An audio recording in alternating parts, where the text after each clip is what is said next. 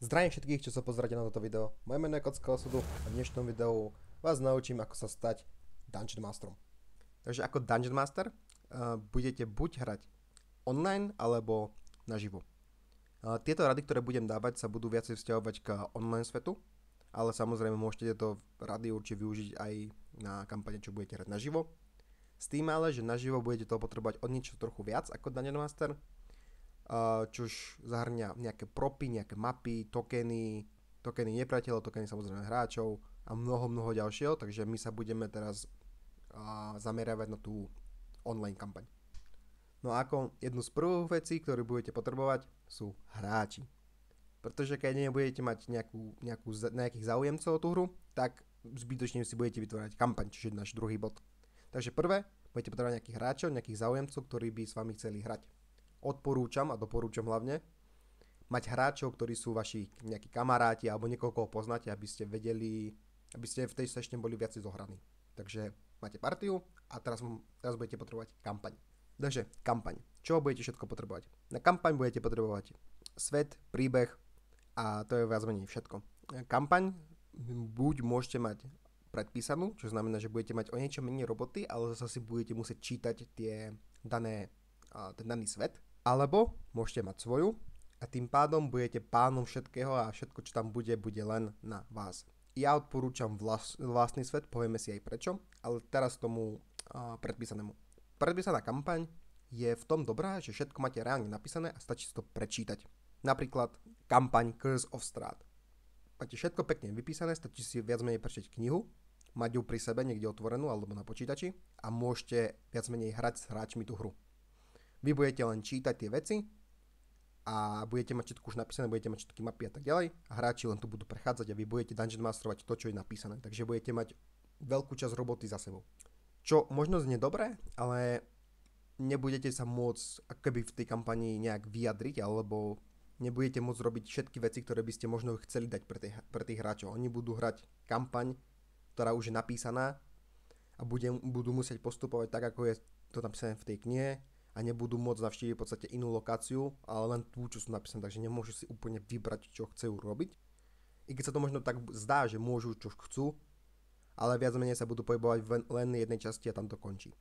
Pritom, keď budete hrať svoju vlastnú kampaň, môžu ísť kam chcú, môžu robiť čo chcú a to je pre mňa na tom od niečo lepšie, lebo máte open world.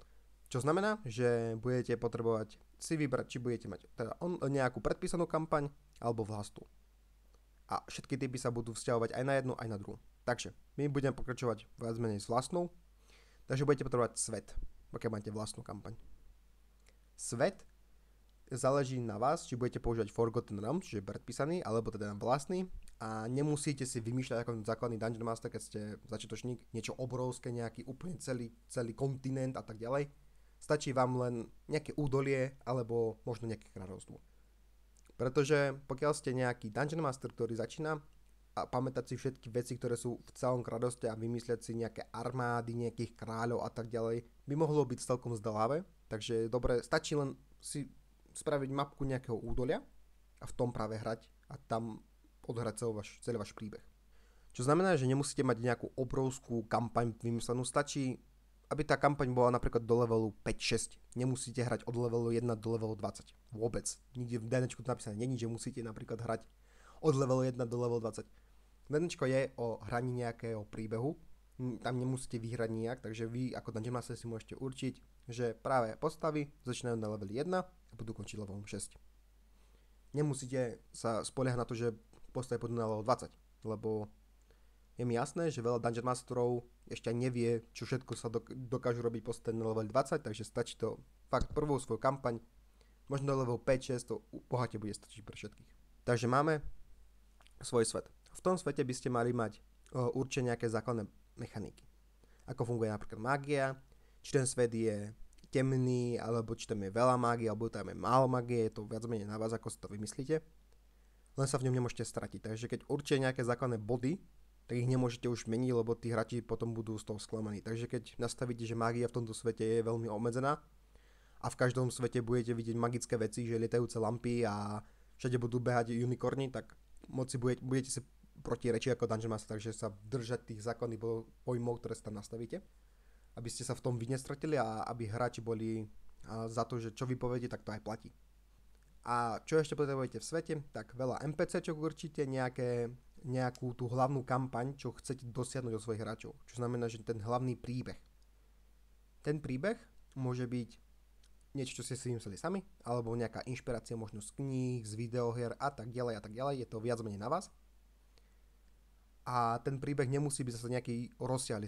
Môže to byť úplne jednoduchá vec, že na tej hore sa nachádza, neviem, magický kľúč a ten kľúč budete potrebovať na odnotutie truhly, ktorá v sebe ukrýva nejaký kameň, ktorý má nekonečnú zásobu jedla alebo vody pre nejakú dedinu. Môže to byť úplne niečo jednoduché, nemusíte to byť nejaký masterpiece, čo budete vymýšľať 6 rokov. Hej, stačí to niečo veľmi jednoduchého, aby to hráčov zabavilo. Takže vymyslíme si nejakú základnú vec, nejaký základný goal, ktorý musia hráči splniť a vyplníme priestor medzi tým, aby sa tam hráči nedostali hneď. Takže nejaké random súboje, nejaké dediny, v tých dedinách môžeme spraviť nejaké sidequesty, aby nešli len po tom hlavnom queste, ale aby plnili niečo, čo nie je až tak možno podstatné, ale pre nejakých ľudí v tej dedine to je napríklad životu nevyhnutné a takto si budú v podstate tvoriť tí hráči meno. A na konci dostanú ten svoj goal a môžu potom sa vrhnúť na iný nejaký site, ktorý ešte nemajú dorobaný, napríklad. No a ďalej tu máme opis. Dungeon Master musí vedieť dobre opísať veci, aby si to hráči dokázali dobre vizualizovať. Ja rozdeľujem opis na dve také faktory. Jeden je rýchly opis a druhý je rozprávkový opis. Jo, možno to znie trochu blbo, ale vysvetlíme si. Takže rýchly opis. Rýchly opis využívam ja, keď sú hráči možno v nejakom kombate, takže im opíšem rýchlo, čo sa okolo nich deje, aby mohli čo najskôr zaútočiť, lebo to ich najviac baví. A rozprávkový opis používam práve 90% tej kampane, keď niekam chodia, keď niečo preskúmavajú alebo prídu do novej lokácie. Čo znamená, že rýchly opis, pokiaľ by som to použil na nejakú lokáciu, jo? Vy ako postavy ste sa dostali na kopec, z ktorého vidíte v diali nejaké mesto, ktoré má drevené hradby a veľkú drevenú branu, pri ktorej stoja dvaja gárky. Za tou branou vidíte sa týčiť nejaké budovy a nejaké veže, takže pravdepodobne to bude nejaké mesto. Takto by som to opísal, keby to bol rýchly opis. Keby to bol opis ten rozprávkový, ako som si ho nazval, tak by to mohlo vyzerať nejak takto. Po dlhej vašej ceste ste vyšli z temného hvozdu a dostali ste sa na kopec, z ktorého vidíte, ako sa v diali týčia vysoké veže nejakého pravdepodobne väčšieho mesta. Okolo toho mesta sú postavené mohutné drvené barikády, nejaké palisády a je tam majestátna brána, pri ktorej stoja dvaja ozbrojení strážcovia s nablískanými zbraňami a tam pravdepodobne vaša cesta bude pokračovať.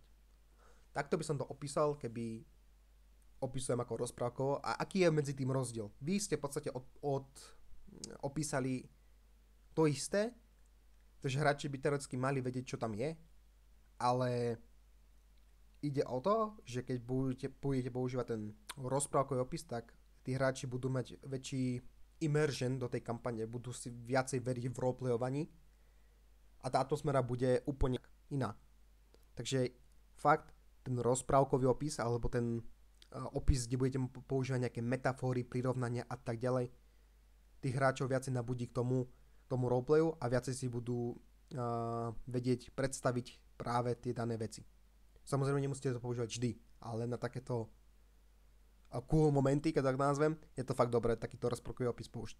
Takže Dungeon Master musí dobre opísať veci, ale nie len mesta, ale aj nejaké predmety, možno nejaký casting time, keď proste niekto kúzli vo fajte, čož používam ja, doporučujem to fakt každému, oživí to ten fight. Keď napríklad postava zaútočí, nemusíte to robiť vždy, ale keď napríklad crit, hej, pokiaľ postava zaútočí, tak môžete povedať, že vyťahol si svoju obrovskú sekeru a v tom rýchlom šviu si mu zasekol do ramena a ví, že mu odletel čas zbroja. Nemusíte to robiť tak, že hráč povie, OK, hážem si, on povie číslo, že neviem, 20, trafil som a vy poviete ako Dungeon Master, áno, trafil si, dobre, daj damage, dal si damage a ide ďalší. Tak fungujú fighty, keď máte veľké fighty, jo, tak to chápem. Ale keď máte nejaký menší fight, alebo tie prvé začiatočnícke fighty, tak je dobre opisovať práve, buď nechať hráčov opisovať, alebo ako Dungeon Master vy opisujete ten fight, ako prebieha, aby tí hráči si vedeli predstaviť, že teraz som sa do ramena a ďalší úder môže ísť napríklad do brucha alebo do hlavy, aby tí hráči mali aj nejaké potešenie z toho fightu, aby to neboli tie len kocky a tie čísla, ale aby tam boli aj tie emócie. To je taký tip odo mňa pre vás. Ďalšou vecou sú pravidlá.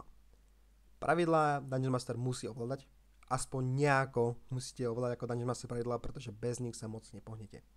No a ako na pravidlá? Na pravidlá sú 3 možnosti. Prvou z nich je určite čítať si tie pravidlá, takže mať u seba knihu a čítať si to, opakovať si to. Druhou vecou sú videá, takže pozerať si nejaké kampane, čož je podľa mňa jedno z tých najlepších vecí. Si tam tie pravidlá nebudete ovládať na 100%, ale budete aspoň vedieť nejaké mechaniky, ktoré fungujú. Takže dobre si pozerať nejaké kampane, čítať si tie pravidlá. A treťou vecou je počúvať napríklad hráčov. Pretože aj hráči môžu ovládať nejaké pravidlá a pomocou toho, že oni nejaké ovládajú, vy nejaké ovládate, sa môžete takto pekne doplňovať. Takže je dobré sa takto doplňovať s hráčmi, že to je jedno, že keď ty nevieš ako Dungeon Master pravidlo a hráč ho ovláda lepšie ako ty, to neznamená, že ty si zlý Dungeon Master, to proste znamená, že niečo z toho nevieš. A keď ti to vysvetlí on, tak bude to minimálne pre ňoho taký ten pocit, že teraz som ja pomohol Dungeon Masterovi, vieš. Čo znamená, že neber to tak, že teraz ty si proste zlý a proste niečo zabudne, sme ľudia. Takže tie pravidlá v tom denčku ich je mnoho, takže keď niečo zabudneš, je to prirodzené, že sa niečo také stane. A takto, že si ich budete opakovať spoločne, tak sa len bude zlepšovať. Takže 3 možnosti. Hráči, kniha a kampane. Jednoducho takto sa naučíš pravidlá a je dobré mať vždy pri sešte otvorené buď či už na kompe, alebo mať vlastnú knihu v rukách a tie pravidlá mať pred sebou, lebo keď to vidíš, tak sa to zapamätáš lepšie. Jo? A poslednou vecou tu máme NPC. Roleplaying v D&Dčku je veľmi dôležitý, hlavne za Dungeon Master, pretože tu sa oddelujú tí Dungeon Mastery, na akom leveli roleplayingu sú, takže vy sa v podstate teraz stávate novými postavami. Dungeon Master sa musí vžiť do daného NPCčka a to NPCčko sa ešte aj musí vytvoriť. Ja ako Dungeon Master si vytváram NPCčka takým spôsobom, že ja chodím na Pinterest, na nejaké stránky, používam jajko a dám si vygenerovať proste nejakého NPC. Využívam veľa ráz, využívam tón hlasu a tak ďalej a tak ďalej. A prečo? Využívanie ráz, využívam ich trochu smart, aby mi to sedelo. Napríklad videl som práve na Pintereste Dragonborna, ktorý chrlil oheň a bol kovač a chrlil oheň na meč. Takže som ho hneď použil ako blacksmitha, lebo mi to prišlo logické, že proste takto vyzerá to NPCčko, tak nebudem mu ho brať tú fotku, že on tam reálne kove, tak to rovno použijem do svojej kampane. Čo znamená, že hráči prišli, chceli si dať vykovať zbroj a popísal som tam toho NPCčku, že tam je Dragonborn, ktorý je proste svalnatý, má v ruke kladivo a chrlí pomocou svojej breath weapon oheň na nejaký výrobok, čo tam práve vyrába. Keby som Dungeon Master, ktorý bol som pred 3 rokmi, tak by som tam použil človeka. Lebo keď som bol ja ako začiatočník v Dungeon Masterovaní, používal som NPC, hlavne elfov, dwarfov a ľudí. Sem tam hobbitov. Čož nie je zlé, ale D&Dčko je toľko raz, že nevyužívať ich by bola fakt veľká škoda. Pretože práve tie iné rasy si hráči zapamätajú skôr ako nejakého človeka. Keď použiješ v meste 4 rozličné rasy, tak si možno tí hráči nebudú pamätať, ako sa volá tá daná NPCčko, ale budú vedieť podľa rasy, že to bol vlastne, neviem, ten Dragonborn, tam bol vlastne Minotaur. Vieš, že tí hráči si možno budú takto, si lepšie budú pamätať tie NPCčka. Čož, aby si ich ešte lepšie zapamätali, je dobré meniť práve tón hlasu. Nemusíš, viem, že chlapci budú mať a dievčatá takisto, ako Dungeon Master budete mať problém roleplayovať a nastaviť ten hlas pre opačné pohlavie, to mi je jasné. Čiže môžete povedať, ja napríklad to robím tak, že hráčom poviem, že ženský hlas neviem roleplayovať, takže to budem robiť normálne, ale je to ženská. Jo, zasa sú nejaké medze, ktoré ja neviem napríklad prekonať a snažím sa, ale nevždy to ide, takže nemusíte sa za to hanbiť a nemusíte vždy používať len mužské NPCčko, lebo neviete roleplayovať ženské NPCčko, hej. Stačí povedať, že roleplayujete práve za ženu a hráči to pochopia. No a tón a výška hlasu je dosť dôležité. Keď budete mať nejakého goblina, tak stačí ten hlas dať trochu škrekľavý a pískľavý, aby to viac sedelo. Keď budete mať nejakého minotaura, tak samozrejme ten hlas dať do nižšieho tónu a rozprávať možno pomalšie. A takýmito malými detailami si práve budete oddelovať tie NPCčka a budú lepšie zapamätovateľné práve tým hráčom. Takže to je fakt veľký tip. Vy ako Dungeon Master musíte roleplayovať NPCčka, musíte sa do nich vžiť a zmeniť im tieto základné veci, aby tí hráči si to lepšie pamätali a budú mať sa o niečo lepší immersion z toho. Takže recap. Máme online kampaň, takže budete potrebovať niekde to hrať. Inak som zabudol povedať, že môžete to hrať už cez Roll20, Foundry a tak ďalej, alebo stačí reálne vám ísť aj do Excel tabulky alebo niekde, kde si to môžu zapisovať, ale to je mimo toho. Budete potrebovať kampaň ako Dungeon Master, čo už obnáša svet a nejaký základný príbeh, opisovať všetky veci, či už pomocou rozprávkového opisu alebo toho rýchleho a NPC. To je viac menej všetko, čo budete potrebovať ako Dungeon Master. Na to, aby ste tú hru ešte trochu vylepšili, tak môžete používať práve hudbu, čož zase tým hráčom o niečo zlepší ten pôžitok. Môžete im poslať nejaké obrázky, že toto vyzerá tak a tak, toto vyzerá tak a tak. Samozrejme NPCčka by ste mali posielať, keď nejaké máte, že takto to vyzerá, nemusíte opisovať, stačí poslať nejaký obrázok. A to je viac menej všetko. Dúfam, že sa toto video páčilo, dúfam, že som niekomu pomohol a vie, ako funguje Dungeon Masterovanie. A posledná rada na záver, čítajte si pravidlá, pozerajte si, čo hrajú hráči, aby ste vedeli, ako ich nachytať na nejakých veciach. Dobre, toto bolo Kocka osudu a my sa počujeme v ďalšom videu.